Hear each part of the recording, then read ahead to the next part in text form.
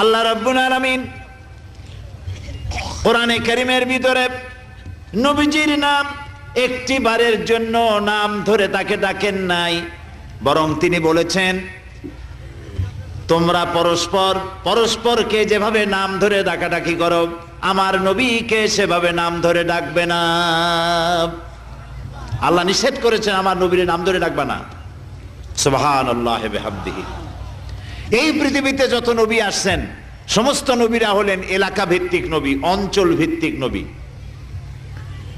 এক এক এলাকার, নূহ আলাইহিস সালাম এক এলাকার, মুসা আলাইহিস সালাম আলাক এলাকার, দাউদ আলাইহিস সালাম আরাক এলাকার, এরকম এলাকা ভাগ ভাগ করা। কিন্তু মুহাম্মদ সাল্লাল্লাহু আলাইহি ওয়াসাল্লামকে আল্লাহ রাব্বুল আলামিন কোন এলাকার জন্য নবী বানান নাই।